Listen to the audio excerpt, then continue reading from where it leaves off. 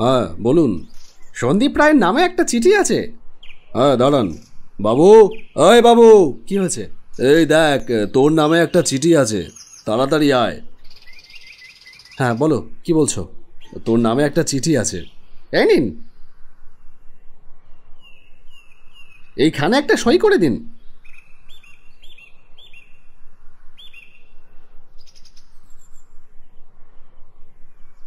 কে রে, কিসের চিঠি? বাবা, আমি রেলের চাকরির যে পরীক্ষাটা দিয়েছিলাম তাতে পাশ করেছি। আমার জয়েনিং লেটার এসেছে। বাহ, তাহলে তো বেশ খুশির খবর। কবে জয়েনিং? আগামী পরশু। চাকরিটা কিসের রে? স্টেশন মাস্টার, বেগুনকোদর স্টেশনে। দেখলাম বাবার চোখের কোণাটা কেমন ভেজা ভেজা। বাবা, তুমি কাঁদছো? আর যদি তোর মা বেঁচে থাকতো তাহলে ভারী খুশি হতো রে। আর তুমি, তুমি খুশি হওনি? হয়েছি তো, খুব খুশি হয়েছি। নে নে, হাত মুখ ধুয়ে ব্রেকফাস্ট করে নে, আমি আবার একটু বেরোবো। এখন আবার কোথায় বেরোতে যাবে? তোর কাকা জ্যাঠাদের বাড়ি। অনেক কথা শুনিয়েছে ওরা, বেকার বেকার করে একটু দম নিতে দেয়নি। ওদের বাড়িতে হাড়ি ভরে রসগোল্লা নিয়ে যাব, আর বলবো আমার ছেলে এখন বেকার নয়, আমার ছেলে সরকারি রেল বিভাগে চাকরি করে। উফ বাবা, তুমি না সত্যি পারো বটে। সবসময় সবার কথা অত গায়ে মাখলে হয়? তাদের মুখ আছে, তারা তো বলবেই। আমাদের সে কথা কানে না তুললেই হয়। থাক, বাবাকে আর বোঝাতে হবে না। যা, ফ্রেশ হয়ে নে।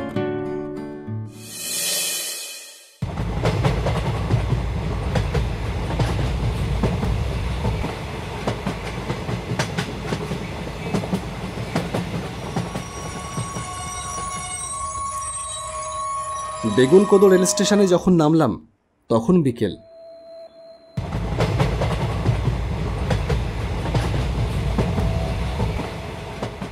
পুরো স্টেশনটা কেমন যেন খাঁ খাঁ করছে। প্ল্যাটফর্মটা ভগ্নপ্রায়। স্টেশনের নেম প্লেটটায় আগাছা জন্মেছে, নোনা ধরে প্লাস্টার খসে খসে পড়ছে। স্টেশনের ওপরে একটা ছোট টিকিট ঘর, তাতে আদৌ টিকিট বিক্রি হয় কিনা তা নিয়ে আমার যথেষ্ট সন্দেহ আছে। টিকিট ঘরে লাগোয়া একটা ছোট্ট কেবিন, তার সামনে একজন মাঝারি ভদ্রলোক একটা ঢোলা ঢোলা হাফ শার্ট পরে দাঁড়িয়ে আছে। দেখে বুঝলাম ইনিই তাহলে স্টেশনের আগের স্টেশন মাস্টার। এর বদলি হয়েছে অন্য কোথাও, আর এনার জায়গায় আমার চাকরিটা হয়েছে। ভদ্রলোক এগিয়ে এলেন আমার দিকে। আপনি মিস্টার সন্দীপ রায়? হ্যাঁ। আসুন আমার সঙ্গে। তার সঙ্গে তার কেবিনে গেলাম। আপনার জয়েনিং লেটারটা দিন। আমি জয়েনিং লেটারটা দিতে তিনি সেটা দেখে নিয়ে আমায় একটা কাগজ এগিয়ে দিয়ে বললেন, নিন, সই করুন। সমস্ত ফর্মালিটিস কমপ্লিট করবার পর তিনি বললেন, আমি এই স্টেশনে এসেছি সবে 3 মাস হয়েছে। অনেক কিছুই বুঝলাম, শুনলাম, অনেক কিছু অনুভব করলাম, বুঝলেন। সবশেষে মনে হলো এ জায়গা আমার জন্য নয়। তারপর খুব গোপন কথা বলছেন এমন একটা ভঙ্গিতে বললেন, আপনি ভূতে বিশ্বাস করেন মশাই? একটু অবাক হলাম। এই সময় দাঁড়িয়ে যখন বিজ্ঞান এতটা এগিয়ে গিয়েছে তখন ভদ্রলোক ভূতের কথা বলছেন। বললাম, না, ভূতে আমার কোনোদিনই বিশ্বাস নেই। কেন বলুন তো? কটা দিন থাকেন, বুঝতে পারবেন। এমন সময় একটা ছেলে গজগজ করতে করতে ভেতরে ঢুকলো। তারপর টেবিলের ওপরে একটা চায়ের গ্লাস রেখে বলল, কাকু বলেছে আজকে চায়ের দাম দিতে হবে না, আপনি আজ চলে যাচ্ছেন, তাই আজ আপনার চা ফ্রি। আর যাওয়ার আগে তো ওই দিক দিয়ে যাবেন, দেখা করে যেতে বলেছে। আচ্ছা ঠিক আছে। আর শোন রাজু, ইনি হলেন সন্দীপ বাবু। আজ থেকে আমার জায়গায় ইনি চাকরি করবেন। আপনি চা খান তো? হ্যাঁ, তা খাই। তাহলে এনার জন্য একটা চা দিয়ে যা, আর প্রতিদিন সকাল সন্ধে এনাকে চা দিয়ে যাস। ঠিক আছে বিমলদা। সন্দীপদা, তুমি একটু বসো, আমি এক্ষুনি এসে তোমার চাটা দিয়ে যাচ্ছি। ছেলেটা চলে গেল। আমি স্টেশন মাস্টার মানে বিমলবাবুকে বললাম, এখানকার লোকগুলো কত সরল। আমাকে আজ প্রথম দেখলো আর তার মধ্যেই দাদা বলে ডাকছে। আবার আপনি না, সোজা তুমি। বেশ ভালো লাগলো। এটুকু করতেই হয়, না হলে যে এখানে টিকে থাকা মুশকিল।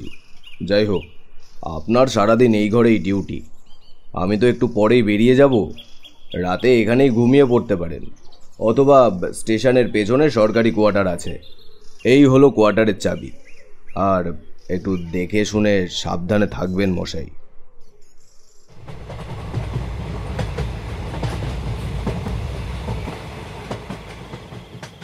সন্ধ্যার ট্রেনে ভদ্রলোক চলে গেলেন। আজ রাতে আর কোনো ট্রেন আসবার কথা নেই। একটা এক্সপ্রেস ট্রেনের আসবার কথা ছিল, তবে আজকের ট্রেনটা বাতিল হয়ে গেছে। স্টেশনে এখন আর কোনো কাজ নেই। ভাবলাম এখানে বসে থেকে আর কি করব, তার চেয়ে বরং কোয়ার্টারে যাই। সারাদিনে অনেকটা জার্নি হয়েছে, বেশ ক্লান্তিও লাগছে।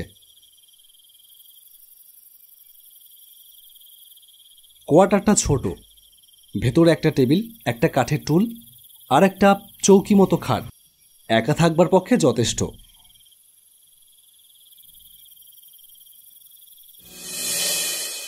হাতে মুখে একটু জল দিয়ে জানলার পাশে গিয়ে দাঁড়ালাম।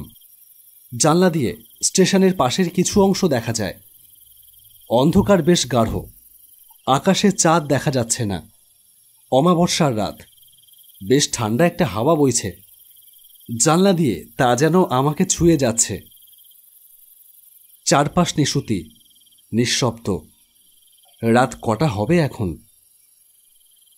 পকেট থেকে ফোনটা হাতে নিয়ে দেখলাম সবে 8:30।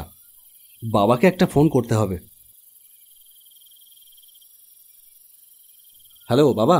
হ্যাঁ বল, কখন জয়েন করলি? এই তো সন্ধ্যা নাগাদ। তুমি কি করছো? কি আর করব, এই বসে বসে একটু খবর দেখছিলাম। তা তুই এখন কোথায়? আমি এখন কোয়ার্টারে। একটা ছোট সরকারি কোয়ার্টার আছে, একা থাকার পক্ষে যথেষ্ট। তা এমনি কোনো অসুবিধে হচ্ছে না তো? না না, অসুবিধে আর কি হবে, এই শুধু একা থাকতে হচ্ছে, কথা বলার কোনো লোক নেই। ও আচ্ছা, তা খাওয়া দাওয়া কিছু হয়েছে? না, খাবো একটু পরে। আচ্ছা ঠিক আছে, এখন রাখছি তাহলে। তুমি সময় মতন খাওয়া দাওয়া করে নিও, আর ওষুধগুলো সময় মতন খেও কিন্তু। আচ্ছা ঠিক আছে, তোকে অত চিন্তা করতে হবে না। এক কাজ করিস, এবার বাড়ি এসে আমার দেখাশুনো করবার জন্য একজনকে নিয়ে আসিস, সে আমার তোর মতন খেয়াল রাখবে। ধুর, যাই হোক, রাখছি এখন। Good night. ফোনটা রেখে সামনের দিকে তাকাতেই মনে হলো জানলার পাশ থেকে একটা আবছা মূর্তি যেন সরে গেল। কে কে ওখানে? কে? কোনো উত্তর পেলাম না। এমনিতেই নির্জন জায়গা, চোর ছ্যাচর হওয়াটা অস্বাভাবিক নয়।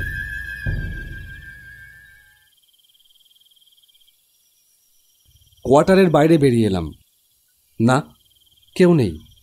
আমার চোখেরই ভুল হবে হয়তো।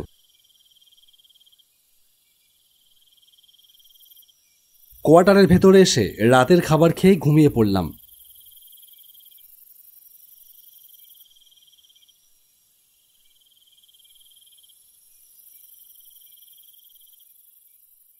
পরদিন সকালে যথাসময়ে কেবিনে গিয়ে বসলাম। রাজু এসে চা দিয়ে গেল।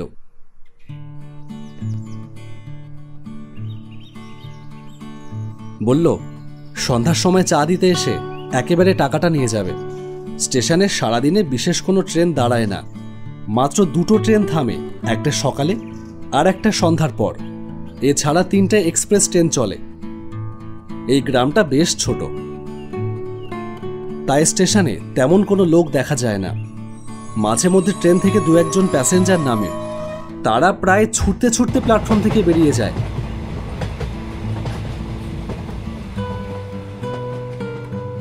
গতকাল বিমলবাবু বেশ জাকিয়ে একটা ভূতের গল্প বলতে যাচ্ছিলেন বটে, কিন্তু আমি তাতে কান দিইনি। সন্ধ্যার পরে শেষ ট্রেনটা চলে গেলে আর কোনো কাজ ছিল না কোয়ার্টারে, তাই স্টেশনের কেবিনেই বসেছিলাম।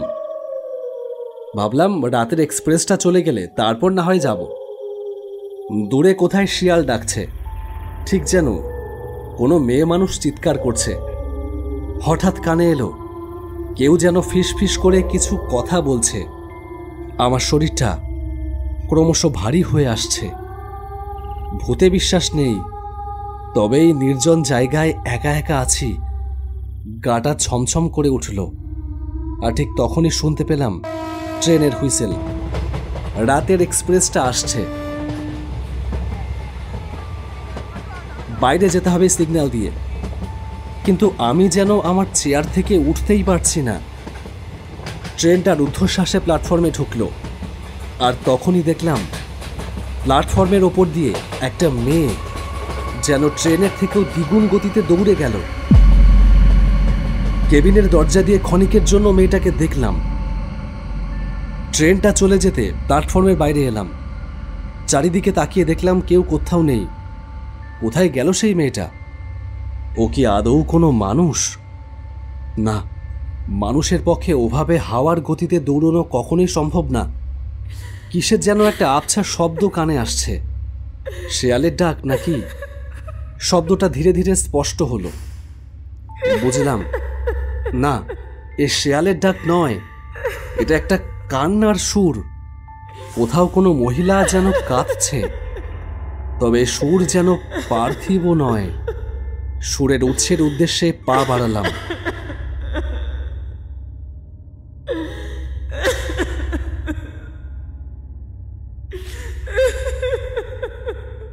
স্টেশনের প্ল্যাটফর্ম থেকে নেমে একটু এগিয়ে আসতেই দেখলাম একটা মেয়ে, সেই কাঁদছে।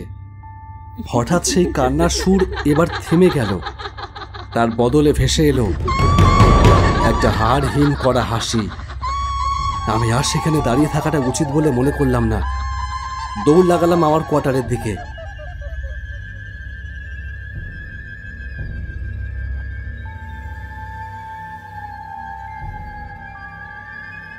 কোয়ার্টারে ফিরে এসে হাতে মুখে জল দিয়ে শুয়ে পড়লাম। রাতে আর কিছু খেতে ইচ্ছে করলো না।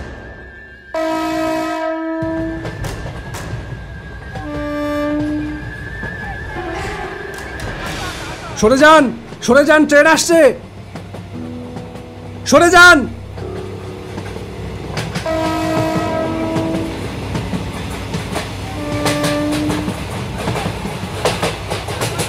না, এ কি বিদঘুটে স্বপ্ন।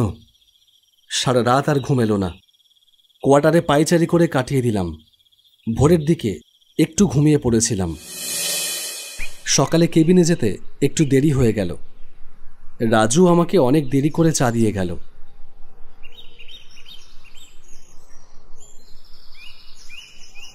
কি ব্যাপার রাজু, এত দেরি করে এলে যে? আমি আগে একবার এসেছিলাম সন্দীপদা, তুমি ছিলে না, তাই বাকিদের চা দিয়ে দোকানের কাজ কিছুটা সেরে তারপর আর একবার এলাম। দেরি হলো কেন আজ? আমি রাজুকে রাতের সমস্ত ঘটনা বললাম। সবটা শুনে রাজুর মুখটা কেমন যেন শুকিয়ে গেল।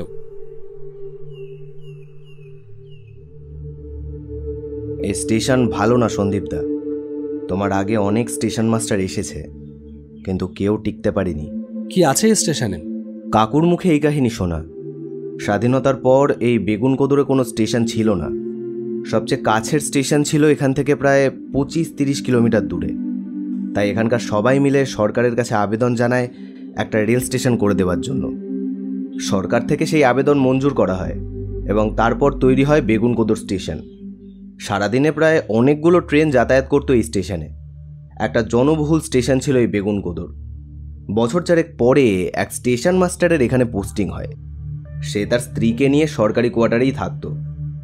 একদিন সে দেখে একটা নারী মূর্তি খুব দ্রুত গতিতে ট্রেনের আগে আগে দৌড়চ্ছে।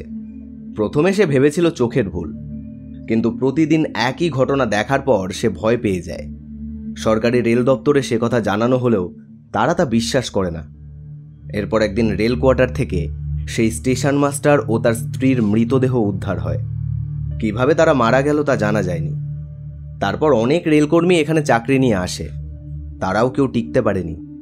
কেউ উন্মাদ হয়ে গেছে, কেউ চাকরি ছেড়ে পালিয়েছে। এরপর সরকারিভাবে বন্ধ করে দেওয়া হয় এই বেগুনকোদর স্টেশন। সন্ধ্যার পর মানুষের স্টেশন চত্বরে আনাগোনাও বন্ধ হয়ে যায় পুরোপুরি। সরকারি রেল বিভাগের রেকর্ড বুকে এই স্টেশনকে হন্টেড স্টেশন বলে অভিহিত করা হয়। দীর্ঘ 40 বছর পর তৎকালীন রেলমন্ত্রীর নির্দেশে আবারও খোলা হয় স্টেশন। কিন্তু সারাদিনে 2টো লোকাল ট্রেন আর 3টে এক্সপ্রেস ট্রেন চলে এই রুটে। আবারও নতুন রেলকর্মীর পোস্টিং হয়, কিন্তু সেই একই ঘটনা। তাদের দাবি মাঝে মাঝেই স্টেশন চত্বরে সেই মেয়েটাকে দেখা যায়। বাতাসে কেমন যেন একটা আঁশটে গন্ধ ছড়িয়ে পড়ে, কথাবার্তার ফিসফাস শোনা যায়। তারাও এক এক করে পালিয়ে যেতে শুরু করে। তোমার আগের স্টেশন মাস্টার বিমল দাও ঠিক একই কারণে বদলি নিয়ে চলে গেছে। কিন্তু কে ওই মেয়েটা? শুনেছি স্টেশন নির্মাণের পরে একটা মেয়ে রেলে কাটা পড়ে মারা যায়, তারই অতৃপ্ত আত্মা নাকি আজও ঘুরে বেড়ায় স্টেশন চত্বরে। আচ্ছা সন্দীপদা, আমি এবার চলি, অনেকটা দেরি হয়ে গেল, কাকু আবার বকাবকি করবে, বোঝো তো। রাজু চলে গেল আর আমি কাগজ পেন নিয়ে লিখতে বসলাম আমার বদলির আবেদনপত্র।